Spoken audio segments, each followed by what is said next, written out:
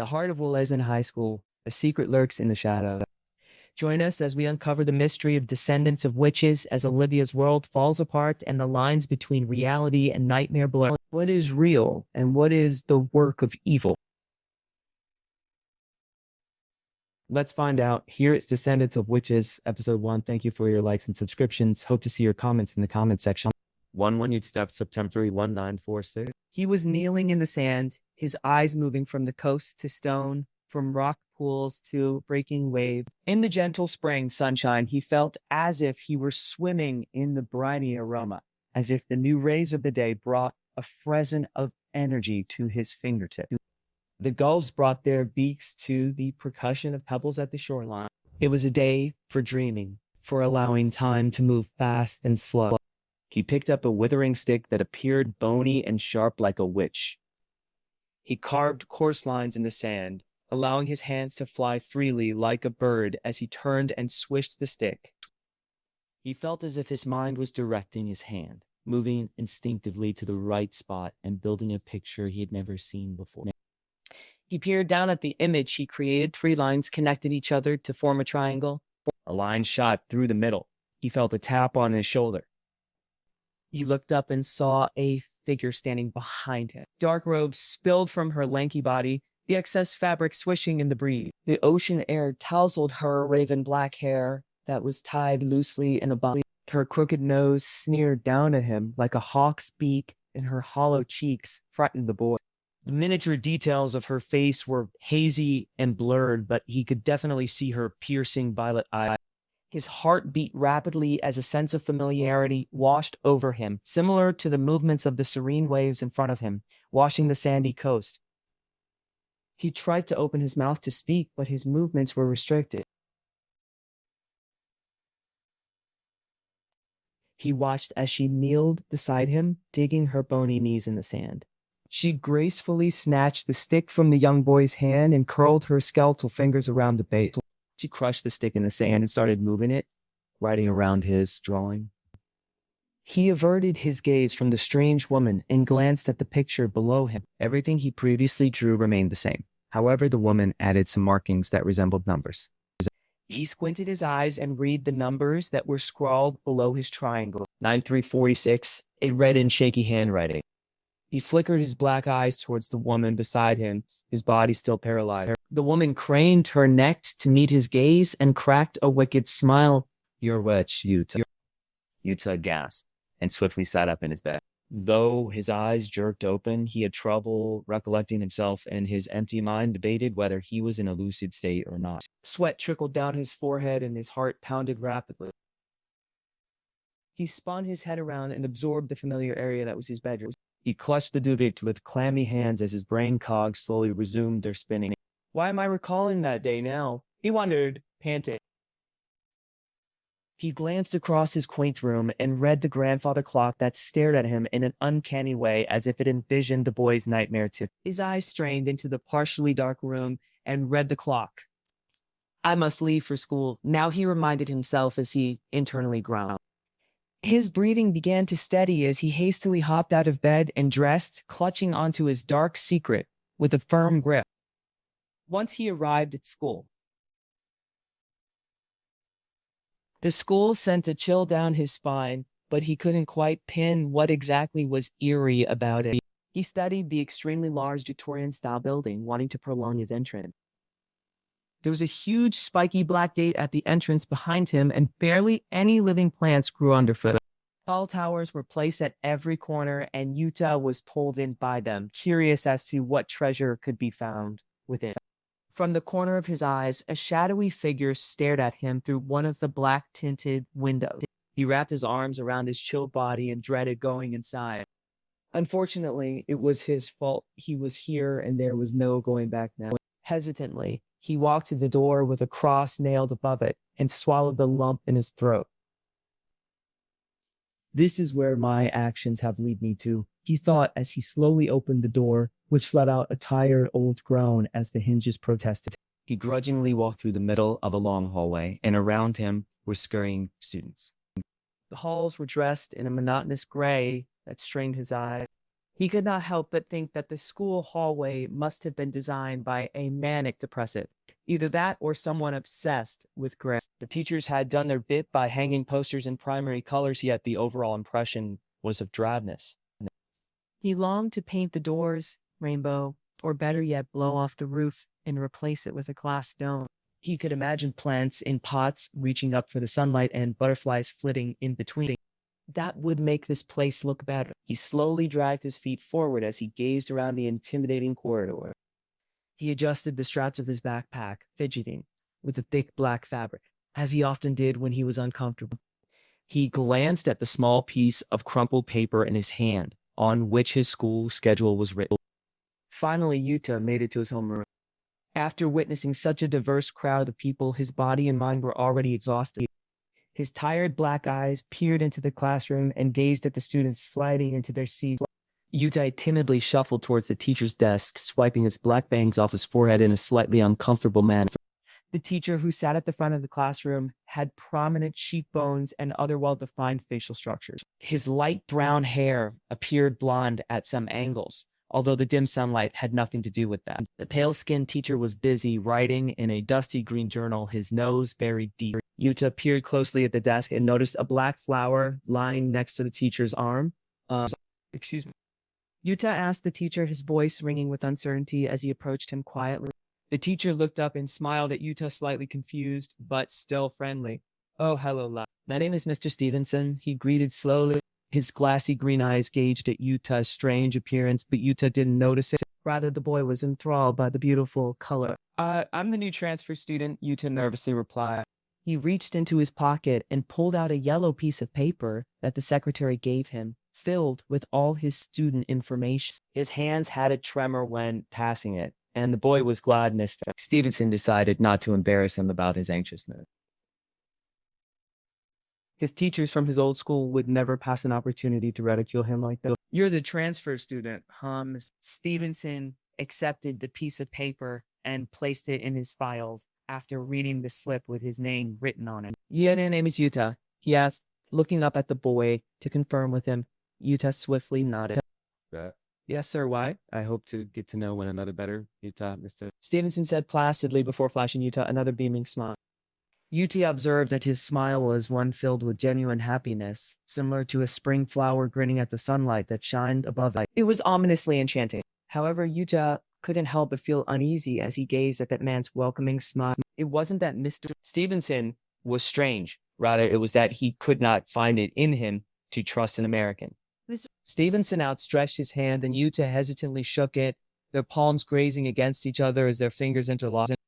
An electric spark erupted at the touch of their skin, leaving Yuta with a lingering sting on his right palm. Get along now and take any free seat. The class will begin shortly. The new student walked towards an empty seat in the middle of the classroom, behind a group of girls dressed in pink. They snottily applied glittery makeup at the same time, and Yuta wondered if they were all clones of each other. They all wore identical pink-aligned skirts and pink blouses, which overwhelmed Yuta by the sea of pink flooding his vision. His head spun and his eyes blurred so much that he decided to move to a different seat closer to the left side of the classroom. Yuta rubbed his eyes with relief before he glimpsed at the pink girl, as he decided to call them, sitting in front of him. They're everywhere. He sighed frustratingly as he felt like a common carp in the midst of colorful goldfish. Her piercing blue eyes were on him as he adjusted in his new seat, and Yuta debated whether he should introduce himself or not. The blonde girl was sucking on a pink lollipop as she scrutinized it. The features of her face were strangely soft, like she was a broken piece of marble weathered by centuries of current. She looked like an unfinished doll abandoned by her maker, with not enough thread woven through the pores of her skull. The girl squinted at Yuta with her skittish blue eyes and then turned to face the front, as if she couldn't be bothered to have a conversation with him. Yuta shrugged to himself because it didn't matter whether or not he made friends. He simply wanted to do well enough in school so that it would please his parents after moving to a country that hated people like them. He sighed heavily as he thought about his parents. He never knew what they thought of him or what they were thinking in general. As Yuta pulled out his black notebooks, a group of boisterous boys walked into the classroom, all sporting the same varsity jacket. They filled up the desks in the far right of the classroom, all the way to the center. One of the jocks walked towards one of the pink girls Yuta saw earlier and sat in the seat behind her. He couldn't differentiate between most of the girls, but this one stood out, particularly because of her melanin-rich skin. She turned around with a beaming smile on her face. "Josh," she exclaimed, laughing. "Kiss me, Olivia," he whispered seductively, brushing his light brown bangs off his forehead. He pulled the girl towards him, and they indulged in a disturbingly loud kiss. Oh, excuse me. Sorry about that, folks. Another student's sudden voice shouted as he wobbled around Yuta. Yuta looked up at the awkward-sounding boy, his head spinning because of the chaos that was ensuing all around the classroom at once. The boy's vibrant, whitish-gray hair swished as he trotted, and it was a color Yuta had never before seen on a teenager his age. The boy hastily jumped onto his seat to the left of Yuta and pulled out the supplies from his bag. Then he began to organize them on his desk in an orderly fashion. Yuta glanced down at his own messy arrangement and decided to organize them in the same way the boy beside him would. As he was rearranging the supplies on his desk, Mr. Stevenson spoke to the class. Good morning, folks. For those of you who do not know, my name is Mr. Stevenson. Welcome to homeroom. I just want to start by clarifying a few school rules and classroom protocols, Mr. Stevenson began as he stood up and leaned against the front of his desk, modestly. You folks are now in the 11th grade. You are fully capable adults, and I want to treat you like one. For that to happen, we must respect each other. Yeah. There's more to it, but I'm sure you all know the school rules by now. I made a chart over there for any lad who needs reminding, although I didn't put much effort into it because I knew you folks won't look at it anyway. Anyway, I want to start off by introducing you lot to an unfamiliar face in this room. We have a new transfer student this year at Willesden, Yuta. Mr. Stevenson pointed towards where Yuta was sitting, and everyone turned around in their seats to scrutinize the new kid. Yuta, Mr. Stevenson continued, giving him a welcoming smile. Would you like to introduce yourself? Yuta hesitated before nodding. He stood up and rested his hands on his wooden desk. My name is Yuta, and I'm a transfer student from Japan. I came to this school because of a special offer and to learn more about America. He introduced, uneasily embarrassed about the entire class staring daggers and shooting judging looks at him. Yuta wasn't terrified of speaking publicly to a group of mindless teenagers. He simply seemed that way since he was naturally soft-spoken. Although he did tend to shy away for fear of revealing too much or the fear that he may be annoying someone with his mindless talk.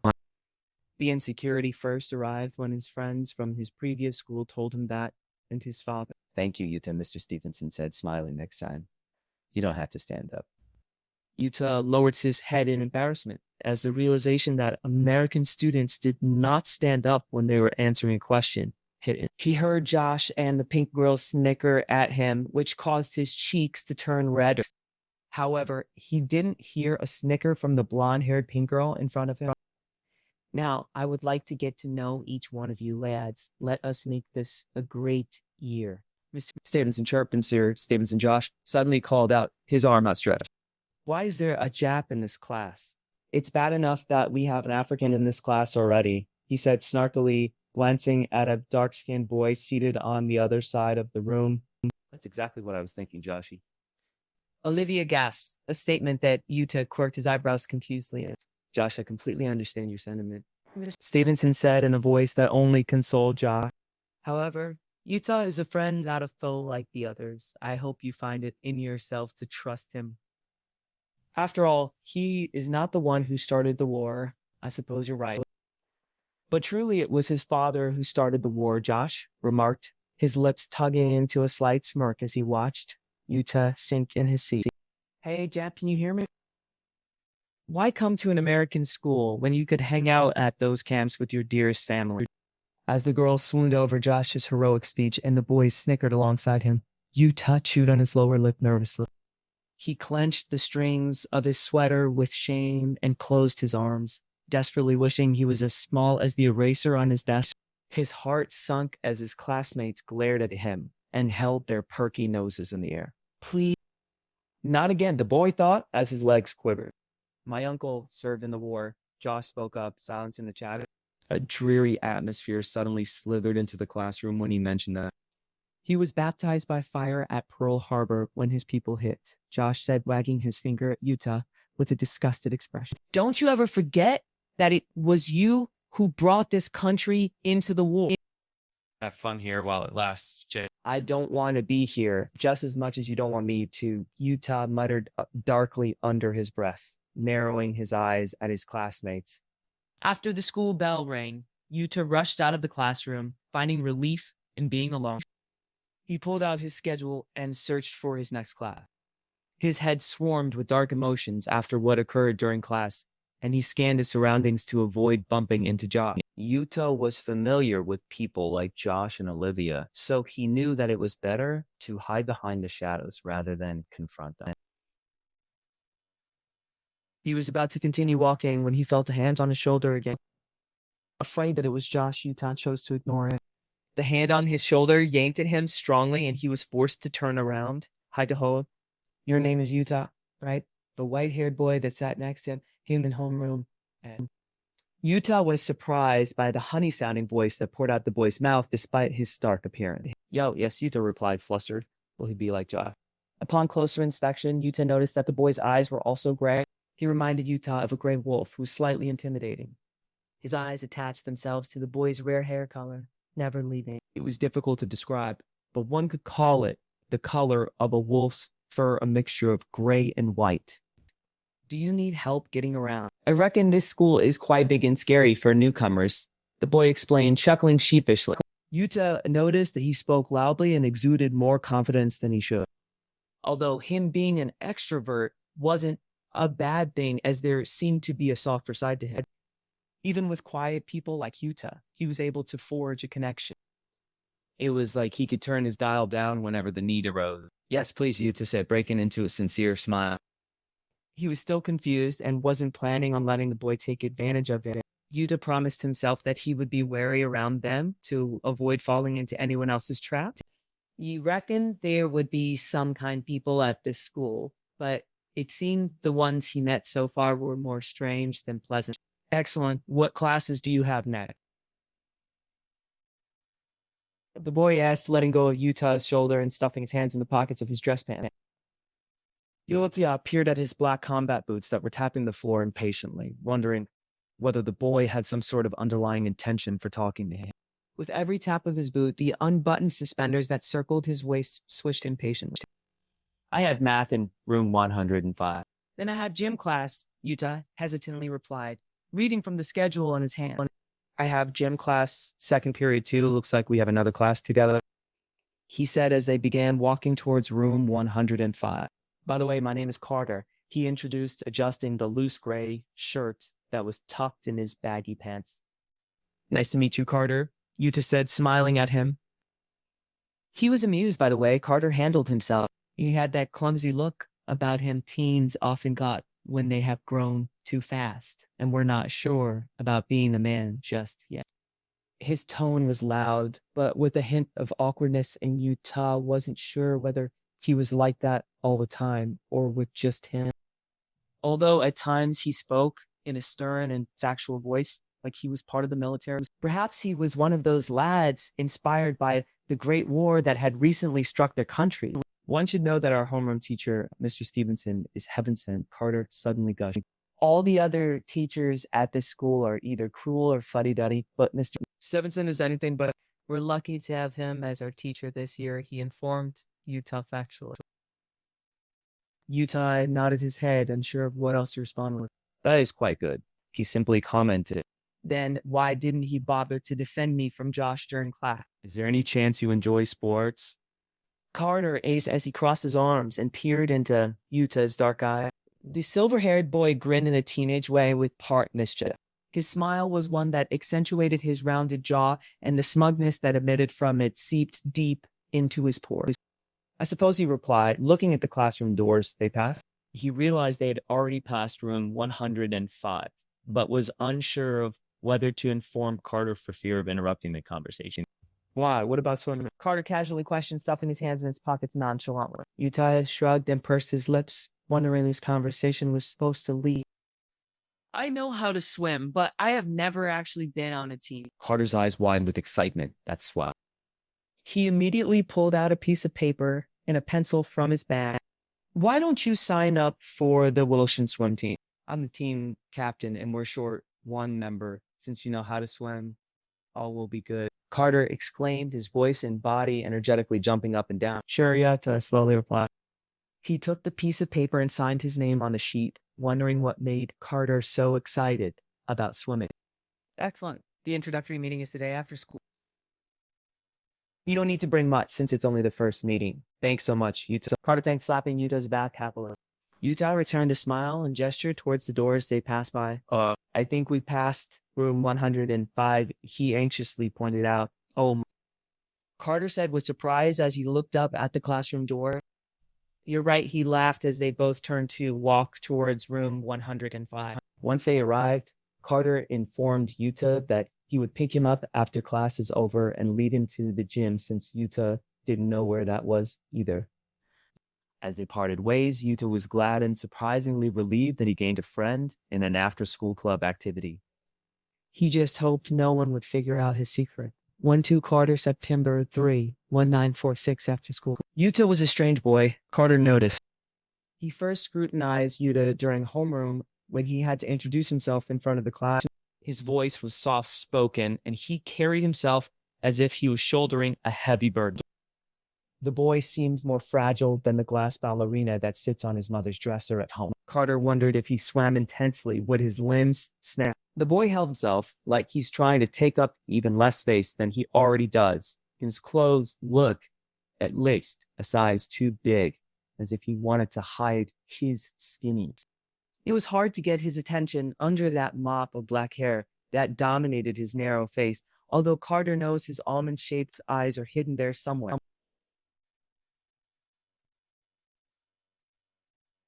Nevertheless, the new kid looked so lost that Carter had the sudden urge to redirect his path.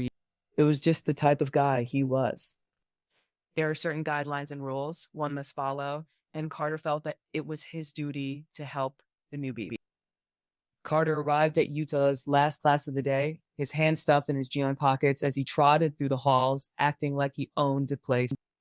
He had a smug look plastered on his ivory face, grinning at the thought of winning another medal for his swim team. Right after school was the swim team's first meeting of the year, and Carter was proud to be captain. He had been on the team since freshman year and was extremely happy that the seniors allowed him to be the captain of the team in his junior year. Although Carter knew that the only reason why was because the team hadn't been gaining a lot of members lately. Mrs. Deal was so desperate for members that she allowed anyone to join, no tryouts necessary. He stood outside the classroom door as the bell rang and students poured into the gray hallway. The door beside Carter burst open, and the mischievous boy decided to stand in front of it, planning to scare Yuta. Boo! He shouted, his hand splayed in front of him. It took a couple of awkward seconds for Carter to realize that the person who received his scare was not Yuta. The dark-skinned boy looked at him like he was a lunatic and walked away without a word. Carter blushed with embarrassment as Yuta walked out of the door next. So, where's the pool? Yuta asked, unaware of what just happened. As Yuta neared him, Carter noticed that his eyes were black, although not soulless nor lifeless. Instead, they were like two pristine stones of onyx cakes that would light up with a purple flare when touched by candlelight. Carter blinked his eyes rapidly, still slightly flustered. Or perhaps he was flustered by the closeness of Yuta, but he couldn't tell. Upstairs. Follow me, he answered, hoping that the awkwardness would wash away soon. As they marched forward, Carter observed Yuta as he began to fill him in on his first day. Carter couldn't help but also think he was like a cute child. The way he shuffled nervously around the halls reminded Carter of a wandering puppy, making him feel all the more obliged to help the new kid out. He quickly noticed that Yuta had an airhead personality and was quite aloof at times, but that was what made him adorable. He also felt slight pity for the new kid, which is why he decided to talk to him after class. Although Carter mainly decided to talk to him just so He can use the new student as an opportunity to get another member in the swim team. He wasn't going to admit that to him anytime soon, but he was sure Yuta would enjoy the team anyway, so it wouldn't matter. Besides that, there were many things about Willesden Yuta didn't know, and Carter intended to fill him in on it. They reached the change rooms and left their bags on the benches in the room. Once they were inside, Yuta asked Carter a question. Why is the swim team short? One member anyway. Isn't swimming a sport that's popular with the jocks and Jacksons alike? Carter shrugged, slightly impressed that the aloof boy noticed that. It may have been popular at your old school, but not here. The only sport American students care about is football, he explained with a factual tone. Oh, Yuta commented as he stared at the room around him, pondering. Are all American schools like this place? He suddenly asked, turning to meet Carter's gaze. Carter looked up at Yuta and raised an eyebrow. What do you mean?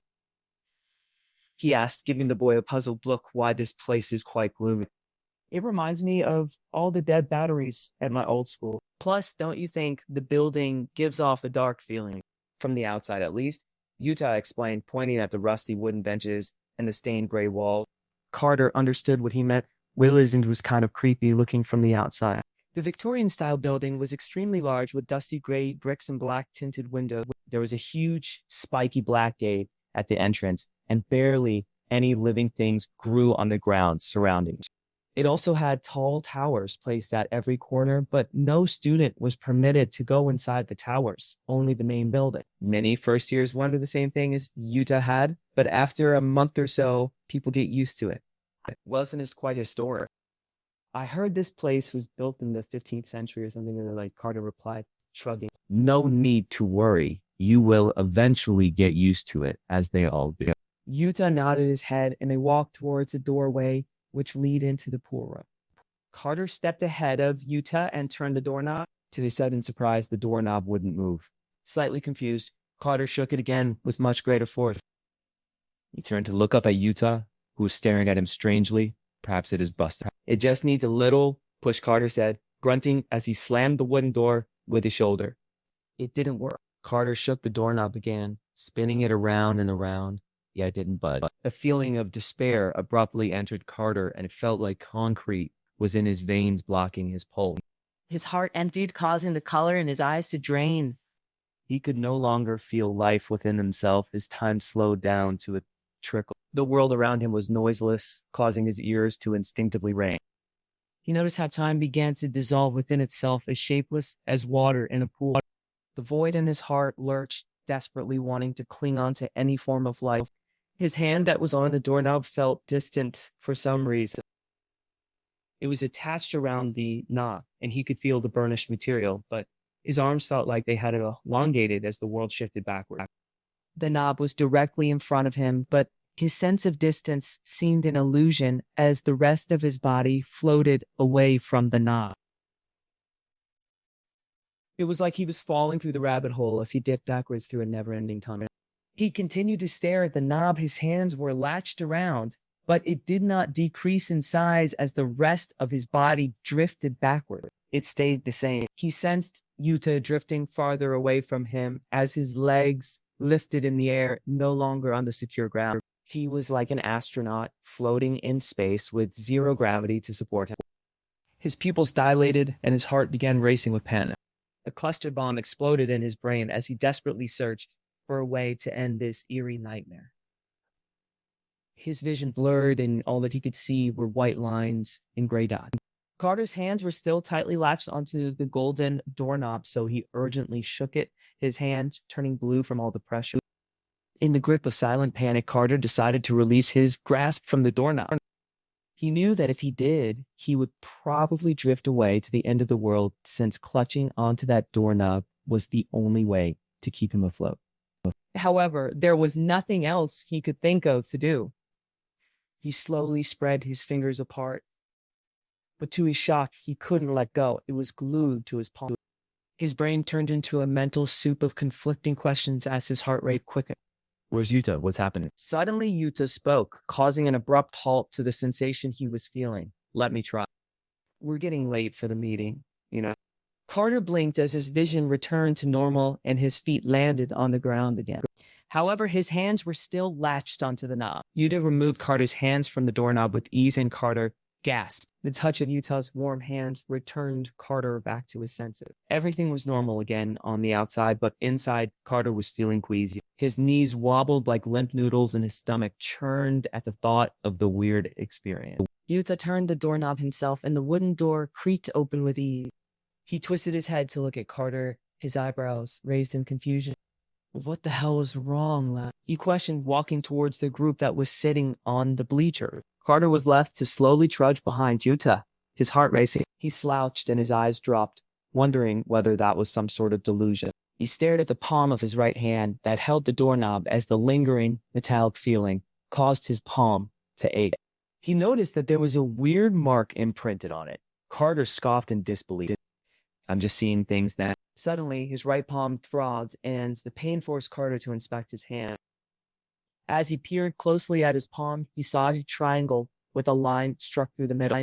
On the bottom of the triangle were the numbers 9346, written small print, 13, September 3, 1946, lunchtime. Jessica walked towards the wooden table, where her friends were sitting in the cafeteria.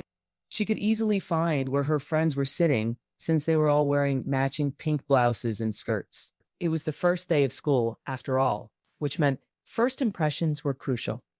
Although, was it really a remarkable first impression if they all looked like clones of each other?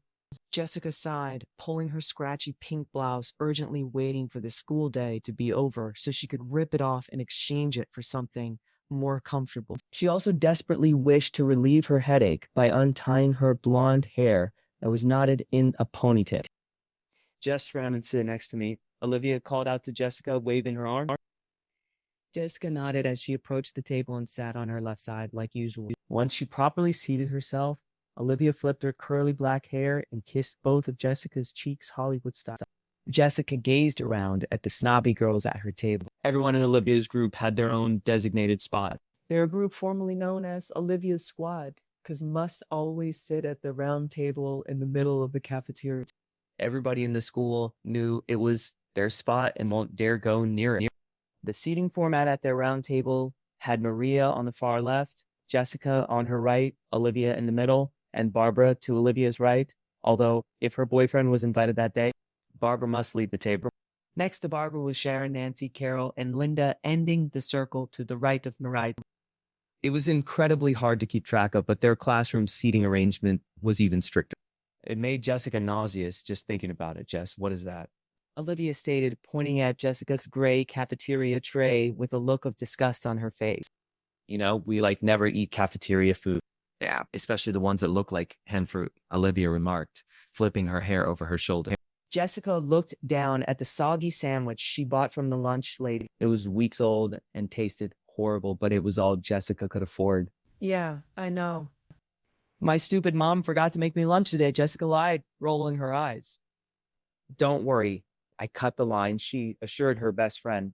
At least that part was true. The only benefit of being part of Olivia's squad was these types of privileges, such as cutting lunch lines and getting any table one desired. Olivia tilted her head skyward and laughed heartily. That's swell, she said, patting Jessica's back.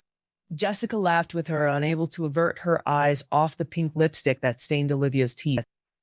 She decided not to tell her, although it violated the rules Olivia created for the group. Staring at her stained teeth gave Jessica a reason to genuinely laugh, which made it seem like she was laughing at Olivia's stupid jokes. Jessica bit into her soggy sandwich, gagging in her mouth. As she forced herself to swallow it, Olivia's current boyfriend, Josh, walked towards the table. Jessica sighed internally, bracing herself for the snooze fest that was about to occur. Oh my... Josh, what are you doing here? You swooning? Olivia exclaimed, acting as if she wasn't the one who invited Josh over. She dramatically gasped and hid her lipstick after she noticed Josh walking towards her. Olivia smacked Barbara, who was sitting to her right, and Barbara instantly stood up, realizing that she had to move. Jessica watched as Josh took Barbara's seat, and Barbara was stranded with nowhere to go. Josh and Olivia talked to each other while the rest of the group remained silent. It was an unspoken rule, but a rule, nonetheless, that the entire group must let Olivia and her boyfriend spend time together in peace without interruptions, unless Olivia invited them into their conversation. During this time of quiet, Jessica trailed Barbara with her eyes as she absent-mindedly wandered through the cafeteria, her gray tray in hand. Barbara was a chubby girl with pale white skin and short brown hair styled in a bob cut. Her hairstyle and appearance reminded Jessica of Melanie Hamilton from Gone with the Wind, except for the fact that Barbara was subjectively a fluff. Her chubby and short frame was an easy target for Olivia's ruthless word. The poor girl was only let into the group so Olivia could hide what she was doing from the teacher. Jessica abruptly tapped Olivia on the shoulder, interrupting her lovely conversation with Josh. Olivia turned around, a look of surprise on her face. All the girls stared at Jessica, their eyes wide. Jessica sighed. There are greater problems at stake, and this is what we're worried about. Olivia, I'm going to take a powder. I'll be back in a tick, she said, standing up. Olivia nodded, discreet fury raked in her eye. Fortunately, she forgot about it quickly and continued to place herself all over Josh. It was a revolting sight, so Jessica swiftly stood up from her seat without a moment's hesitation. Jessica walked away, grabbing a milk carton from Josh's tray along the way. Nobody noticed, and she did it discreetly and applied her usual theft technique. Jessica entered the ladies' washroom and looked at herself in the mirror. She sipped the milk and set it aside. Then she combed her fingers through her blonde hair and sighed. She stared at her reflection, inspecting every pore and smudgy makeup. As much as she desperately wanted to rinse her sticky face clean, she couldn't. Olivia would throw a hissy fit if she did. Because the reason makeup was invented was so Zaz girls like us can accentuate our best features for the boy. But she would dumbly point out. Before Jessica could sulk about it for too long, she suddenly heard soft sniffles from the stall directly behind her. Jessica broke her gaze from the mirror and peered underneath the stall by crouching. She spotted a gray tray on the floor with Barbara's brown lunch bag on it. She could also see her chubby ankles and brown boots that were quivering intensely. Barb, is that you in there? Jessica looked concerned. The weeping immediately halted at the sound of her voice. Jessica approached the stall and slowly pushed it open. Weird, she thought, it's not locked. Once Jessica widened the door completely, her jaw dropped at the figure that faced her. That deformed girl was most definitely not Barbara. Her face was dripping the same way an excessive amount of liquid makeup sometimes melts down Jessica's face. The little girl's abnormally large pupils blinked at her, the smeared mascara running down her eyelid. Her pink lipstick melted down her chin, along with her coarse frowning lip. The girl had frizzy blonde hair that swished wildly with every movement and big round blue eyes that could barely hold themselves up because of the heavy lashes. The girl's misplaced body was covered with a wretched brown leather tunic that acted as a dress scars and rips decorating the fabric. Her willowy ankles were covered with knee-high brown boots shaking furiously. The girl suddenly stood up from her seat on the toilet and screamed, dark red blood spurting from her mouth. The blood splattered around the stall, encasing her, leaving unwashable stain. Jessica let out a shrill scream, terrified to the bone. She quickly backed away as the girl lurched towards her like a zombie. The girl's swift strides were no match for Jessica, especially in this confined space. Jessica turned around, tears running down her cheek. She hugged herself tightly, hoping the warmth of her trembling skin would comfort her. She didn't know where to go or what to do. All she knew was that she stuck in a gray-hued bathroom, and a demon was behind her, with no place for either of them to run. As Jessica turned her back on the girl, the first thing her eyes landed on was the mirror. She peered at it and noticed the figure wasn't appearing behind her. Jessica steadied her breath and blinked her eyes, rapidly wondering if what she saw was simply a figment of her imagination. Jessica hesitantly turned around, yet the little girl stood there, her hair falling apart and fluttering to the floor like a flaky feather. Jessica screamed again, her heart racing and her body trembling. She tried to move her legs so she could run away, but they weren't moving at her will. Jessica stared into the empty mirror, finding comfort in the nothingness she faced. That ease quickly slipped away as she heard the little girl approach her with heavy steps. Her brown boots squeaked against the washroom floor, which was the only sound besides Jessica's heavy panting. Suddenly, she felt the rough and cold hands of the zombie girl touch Jessica's pale soft skin. Jessica gasped, shivers going up to her spine. They stood next to each other, a still atmosphere engulfing them. Jessica skittishly looked out the corner of her eyes, staring deep into the girl's piercing blue orb. Jessica held her breath, hoping that if she didn't move or make a noise, the demon beside her would leave. Jessica averted her glance and looked at the mirror again, wondering when it was going to end. She saw nothing in the mirror, not even her own face. Only the empty stall behind her, its doors still wide open. Perched on the toilet seat was that brown lunch bag. Jessica faltered and plopped to the ground, her unbalanced knees quivering on the frigid floor. She hesitantly glanced to her right again, and there was no little girl. The demon had suddenly disappeared. Jessica began to have trouble breathing, and terror was written all over her. Sweat and tears dripped down her face, ruining her makeup. She still wasn't sure whether it was all over yet. Jessica stayed on the bathroom floor, shaking with fear, until a normal student casually walked in and stared at her weirdly. Jessica tentatively stood up by pressing her back against the cold wall and pushing up. The girl entered the stall where the demon girl was in previously. Words were unable to leave her tremoring mouth, so she couldn't warn the girl. Jessica turned around and looked into the mirror. The reflection had returned to normal. She could see herself and the girl calmly entering the stall behind her. Perhaps it was just a dream, she thought to herself, hugging her arms around her chest. She shivered as she remembered the cold touch, but it felt so real. Suddenly, the girl opened the stall door and held out the brown lunch bag. Is this yours, one? For Olivia, September 4, 1946, homeroom. Olivia strutted into her first class of the day homeroom. It was her second day as a junior, and as always, a new day meant a new outfit. Olivia adjusted her cute school uniform, purposely raising the hem of her knee-length skirt. Although Willesden did not have an official uniform, she decided to wear it because the boys loved it. Her outfit consisted of a cream sweater vest that was tight in all the right places and a light blue-aligned skirt which complemented her skin well. Last night she read the newest issue of Glamour magazine, and it stated that a Zest girl must always wear complementary colors to please her male friend. Before the first school bell rang, Olivia and her squad were in the ladies' washroom fixing each other's hair. Olivia made Barbara curl her luscious black hair using heated hair rollers. Then she fixed her smeared makeup since she had to walk to school today. Usually she would be driven to school in her limousine, but the barouche broke down yesterday, so Olivia's father told her to walk today. Unfortunately for her, the rain was drizzling from the sky, which messed up her mascara. Although, to be frank, the area surrounding Willesden always looked dark and gloomy, like it was about to rain at any moment. Everyone was used to that by now, so it wasn't that big of a deal. Olivia, on the other hand, cursed the sky for ruining her mascara. Olivia sat in her usual seat in the center of her squad. She peered over Carol's shoulder and gazed lovingly at Mr. Stevenson. Mr. Stevenson was certainly a hunk of heartbreak and the kindest teacher at Willesden High. He had light brown hair and glazing emerald eyes that Olivia found herself mesmerized by often. He was lean and definitely was a Jackson during his teen year. Olivia remembered screaming with joy when she found out Mr. Stevenson was her homeroom teacher for the year. She made it incredibly clear to her squad that she was the only one who can talk to Mr. Stevenson outside the classroom. Olivia did realize that she gave too many strict rules to her squad, but what else did they expect after making her their leader? Plus, it was not like she considered them as her friends, except for Jess, of course.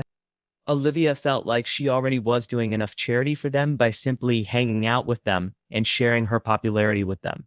Hey, Olivia, Jessica mumbled to her as she slid in her seat. Olivia's eyes lit up and she waved to her best friend, Jess. What's buzzing? Your makeup looks groggy today, Olivia pointed out, noticing her sullen eyes that were cast on the ground.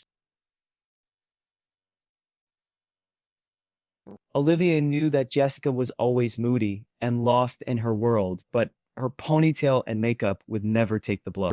Jessica sighed and shrugged at Olivia. Yeah, I'm spiffy, she said quietly. Olivia raised her eyebrow, but paid it no heed, although she did wonder why Jessica was such a dead battery most of the time. If Olivia were her, she would be living her life to the fullest. She would savor every moment in her body, as her beautiful blue eyes and silky blonde hair would attract any man. Olivia sighed as she gazed at her for another second, wishing she could be her. They were best friends since childhood. They used to live across the street from each other before Jessica's dad died. But then Jess and our mom moved. It was fortunate they were still going to the same school, or else Olivia would have literally died. Olivia had no idea what she would do without her soulmate. They'd been together for so long and went through so much together. Olivia truly felt comfort when talking to Jess. It was never like that with any of her boyfriends. And speaking of boyfriends, Olivia's super hot and super popular boyfriend, Josh, walked in the classroom. He entered with his football friends, fist pumping them and punching each other in their usual jock-like manner.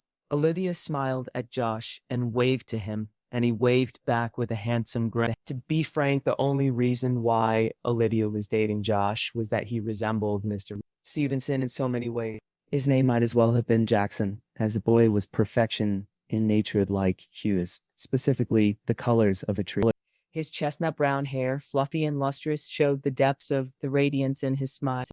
He was lean, but the way his clothes hung gave away the muscle beneath, and always in his wake were heads turning to watch him go. And his eyes. Olivia sighed as she gazed deeply into his eyes, getting lost in their beauty. His eyes were every hue of a forest, surrounded with dark moss.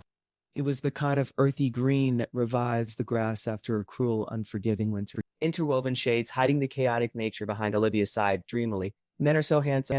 Josh walked towards Olivia, chuckling. What has gotten into you today, Dylan? You look so distracted, Josh remarked, placing his hands on Olivia's desk and leaning down to kiss her cheek. His lips alike her cheek, like a dew-freckled petal caught in a breeze, so soft and with the smallest hint of coolness.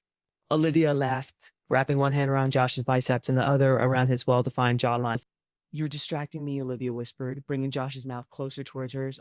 Is that so? Josh replied, laughing. Olivia nodded and giggled, biting her glossy pink lips. His plump lips brushed against hers teasingly, and Olivia couldn't take it anymore. She pressed her lips against his, and their bodies loosened against each other. Josh, scrambling, get in your seat.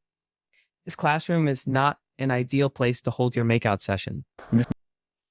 Stevenson called out, looking up from his desk. Josh instantly pulled back and saluted. Yes, he exclaimed, laughing. Stevenson chuckled and winked at Olivia as Josh sat in the seat behind him. Olivia's heart skipped a beat as soon as Mr. Stevenson winked at her. She blushed and turned to look at Josh, giggling. As homeroom dragged on with continuous, hilarious remarks from Mr. Stevenson, Olivia felt Josh playing with her hair from behind, acting like she didn't purposely reserve that seat for her boyfriends. For that very reason, Olivia turned around and stared into Josh's green eyes. What are you doing? She whispered, unable to hold back a smile. Josh said, a lock of Olivia's black hair tied around his finger. His lips parted and his expression was innocent, as Olivia caught him off guard. Just twirling your hair, no big deal, he said, smirking. Olivia giggled and turned around to face the front, allowing Josh to play with her hair. Before she completely turned around, Olivia's brown eyes caught someone studying her from the right side of the classroom. She noticed that it was Jessica's boyfriend and Josh's teammate, Ronald, who was staring at her. She gave him a puzzled look, and he quickly looked away. Olivia rolled her eyes and resumed staring longingly at the beautiful men directly in front of her and behind her. She sat in her adult science class, the third period of the day. She sighed, staring at the clock, waiting for lunch to arrive. As Olivia chewed her gum and rested her chin on her palm, she scribbled in her notebook while her science teacher dragged on about cell theory or whatever. Beside her, Barbara was writing notes for both of them. Unfortunately for Olivia, Barbara was the only girl from her squad that was in her science class. Fortunately for Olivia, that meant she was able to get Barbara to do all of the work for her. Olivia had hoped she shared another class besides homeroom with Josh, but unfortunately the secretary hags cursed her with a horrible schedule after homeroom. The secretary ladies are witches, Olivia thought to herself as she began doodling a cartoon witch in her notebook. Hello, wake up, Olivia, Mrs. Briggs, her science teacher, exclaimed. She tapped a pencil furiously against Olivia's desk. Are you paying attention, lady? Mrs. Briggs's husky and monotone voice asked. Olivia looked up from her notebook and sighed. Yes, ma'am, she said, rolling her eyes. Mrs. Briggs's small beady eyes glared at her sharply in disbelief. Olivia glared back, eyeing her unflattering gray bun that is so tight it pulls her saggy skin back, giving her a strained look. Some frizzy hair falls over her aging forehead, swishing wildly with every swift movement. Her big arched nose that was plastered on her unattractive face made for a disgusting sight, almost causing Olivia to puke. Briggs crossed her ivory arms as her narrow eyes glared at Olivia through her rectangle glasses. It appears to me that you're scribbling nonsense into your notebook. She placed a bony finger on Olivia's purple notebook, pointing at the drawing of the witch she drew. See, what does this look like to you? That witch looks quite like you, ma'am, Olivia replied smugly. The entire class laughed, and fury fumed in Mrs. Briggs's narrow brown eye. I have had enough of your foolishness. Go inside the closet and reflect on your disrespectful behavior. Mrs. Briggs fumed, pointing towards the door behind her desk. I'll call you when I feel it's right, and then we'll have a long talk. Mrs. Briggs threatened viciously. Olivia rolled her eyes and walked towards the detention room that was meant to embarrass students who didn't obey their teacher. She looked at the green chair that had a sign with the word discipline scrawled on it. Olivia rolled her eyes again and sighed as she sat on the chair and crossed one leg over the other. There was one light bulb hanging from the ceiling on a rope. Olivia gazed around the closet. There were lots of lab equipment and chemicals in the narrow room. The closet was clearly designed to only fit one disobedient student. She had been in punishment closets before, mainly for speaking out against her teacher. One time during sophomore year, Olivia was caught pulling Barbara's hair. She got sent to the closet in the principal's office. Olivia rolled her eyes as she recalled the situation. She was forced to promise the staff that from then on, she would be friends with Barbara. It was so creepy the way teachers overreact when they catch students bullying each other. When will they realize they're the ones bullying and punishing students? Plus, Barbara's hair was truly horrifying when it went past her shoulder. She was glad she made Barbara chop her hair. Now Olivia was stuck with having Barbara in her group. It was not that much of a bad thing. Anyway, she could order Barbara around and make her do anything for her, and the teachers would think they were just friends. Olivia hated Linda too, yet she still allowed her in her squad. I'm so kind, Olivia said to herself, resting her chin on her palm. From behind her, Olivia heard a clock tick-tock. Olivia glanced behind her and saw a white enamel clock resting on top of a green bag. It wasn't attached to any wall, and the clock hands weren't moving, but Olivia didn't realize that yet. Olivia turned around, facing the door and waiting for Mrs. Briggs to open it. She could hear Mrs. Briggs's boring voice dragging on and on about some science thing. Her voice, mixed with the constant tick-tock of the clock, caused Olivia's head to ache. Olivia suddenly blinked. Did I hear that correctly, Mrs. Briggs was suddenly talking to the class about something unrelated to science. I could have sworn just a second ago she was talking about self. Olivia straightened her back, her eyes and ears alert. She tuned in to Mrs. Briggs's lecture and sat frozen, not moving an inch of her body so she could hear what she was saying correctly. All she could hear was the rapid thumping in her heart and Mrs. Briggs' slurred voice. Your mother and I are getting divorced. Olivia? She heard Mrs. Briggs's distorted voice. Olivia blinked, confused. Why would Mrs. Briggs say that? Why would she say something she heard her father saying to her years ago? Your mother and I are getting divorced. Olivia, she said again, but this time it was more of a man's voice. It was just like her father's monotone and stern voice. Olivia began hyperventilating, so to stay calm, she took deep breaths just like her therapist said. Count to 3, then take a deep breath. Olivia gasped, tears running down her cheek as her pupils dilated. But that wasn't Miss Briggs, that was my therapist. Am I hearing this right? Olivia frantically looked around her dark surroundings. She could hear her father, her therapist, and Mrs. Briggs' voice all together talking to her in chanting and ominous voices. In the background, the tick-tocks were getting louder. Suddenly, the light bulb above her began flickering. Olivia whispered, looking up at the bulb and sobbing. This can't be real. She tried pinching herself and she felt the pain. Olivia gasped as the lights went completely out. It was dark. She could sense something unknown lurking in the shadows. Her worst fear. It was at that moment she realized that the tick-tock noises weren't coming from the clock behind her since it wasn't attached to any wall. The noises were coming from someone standing on her left side, whispering in her ear, tick-tock. The male voice hissed, time's running out. Olivia.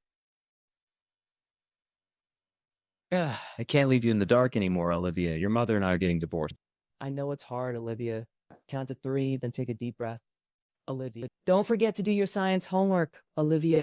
Olivia let out a shrill scream, her heart pounding against her chest. Then she felt the black shadow place his hand over her mouth. Olivia shook her head, crying, Stop touching me. She wanted to shout, just like she wanted to say back then to her therapist. Stop, don't leave me. She wanted to say to her parents, stop, stop, stop. She wanted to say to all her teachers, stop, stop, stop. It never stopped. The hand pressed with more force against her mouth, and Olivia's breath got caught in her throat. Her head got dizzy and tears stopped dripping down her face. All she could feel was an unknown pressure against her, a pressure she couldn't fight back against. Go ahead and cry, little girl. Nobody doesn't like you, too.